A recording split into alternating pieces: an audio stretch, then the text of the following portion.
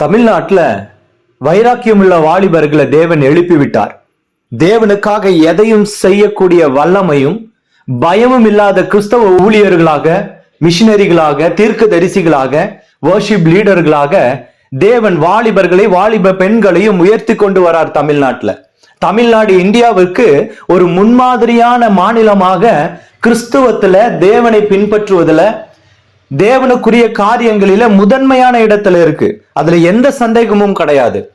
கிறிஸ்தவ வாலிபர்கள் இன்றைக்கு இந்தியா முழுவதும் மாத்திரமல்ல, உலகம் முழுவதும் தமிழ் இளைஞர்கள், இளைஞிகள் அடையாளங்களாக மாற்றப்படுறாங்க.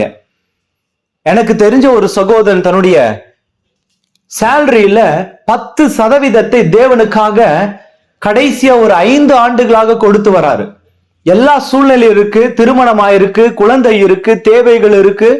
ஆனா சபைக்கு கொடுப்பதில் ஒரு நாளும் அவர் பின்மாற்றம் அடைந்தது கிடையாது. இன்றைய வாலிபர்களுடைய இருதயங்களுக்குள்ள அந்த ஒரு எண்ணம் இருக்கு. நாம் தேவனுக்கென்று ஒரு பொருத்தனை செய்து கொண்டால் அதுல பின்மாற்றம் அடையக்கூடாதுன்ற அந்த உறுதி தன்மை இருக்கு. எந்த ஒரு வாலிப பிள்ளைக்குள்ளும் இருக்கு. அவர்கள் தேவனுக்காக செய்வதில் பின்மாற்றம் அடையிறது கிடையாது. அவர்கள் தேவனை மட்டும்தான் பார்க்கிறாங்க.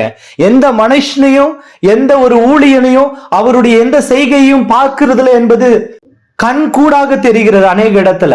ஆனாலும் சில நேரத்துல பிசாசானவன் யாரை தொடுகிறான் என்றால் தேவனுடைய சித்தத்தை அடுத்த கட்டத்துக்கு எடுத்து போகக்கூடிய வல்லமை உடையவர்களை தொடுறான். யாரால முடியும்? தமிழ் கிறிஸ்தவத்தை, இந்தியாவில் கிறிஸ்தவத்தை, இந்த உலகத்துல கிறிஸ்தவத்தை அடுத்த கட்டத்துக்கு யார் கூட்டிட்டு போக முடியும்? யாரால வேகமாக போக முடியும்? இளைஞர்கள், வாலிபர்கள், வாலிப பெண்களால தான் முடியும்.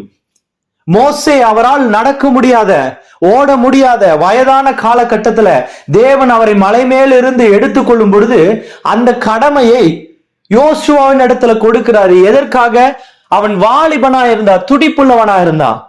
கிறிஸ்தவம் என்பது ஒரு வாலிபத்திற்கான ஒரு அடையாளம்.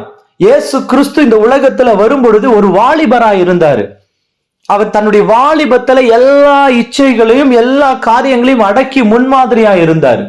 அப்போ தமிழ்நாட்டுல உருவாக்கி இருக்கிற இந்த வாலிபர்கள் மத்தியில தேவன் செய்யக்கூடிய அடையாளங்களும் அற்புதங்களும் வாலிபர்களை கொண்டு நடத்தப்படுவது மிக பெரியதா இருக்க போகுது. அவர்கள் அநேகருக்கு முன்மாதிரியாக இருக்கத்தான் போகிறாங்க. ஒருவேளை சூழ்நிலைகளில, சில காரியங்களில நாம அவர்கள் மீது ஒரு கோபமோ, ஒரு மனஸ்தாபமோ, நாம் விட்டு சென்ற அந்த அடையாளங்களில நடப்புதலை என்று முன்னோர்கள், முதியோர்கள், மூத்த தலைமுறையினர் ஒருவேளை அவர்களை குறித்து ஒரு சின்ன குற்றச்சாட்டு வைக்கலாம். ஆனால் வேதம் சொல்லுது எல்லாவற்றையும் நேர்த்தியாய் நடத்துகிறவர் தேவன் என்று சொல்லி. அவரை தாண்டி கிறிஸ்துவையோ கிறிஸ்துவத்தையோ யாராலும் அழிக்க முடியாது, யாராலையும் நடத்தவும் முடியாது. நான் பரிசுத்தர், நீங்களும் பரிசுத்தராகவே இருங்கள் என்று எழுதியிருக்கிறது. தேவனுடைய நாமம் மாத்திரமே மகிமைப்படுவதாக. நான் உங்கள் reverend Roshan Shan, humble beginning ministries India. Glory to God. God bless you. God bless you.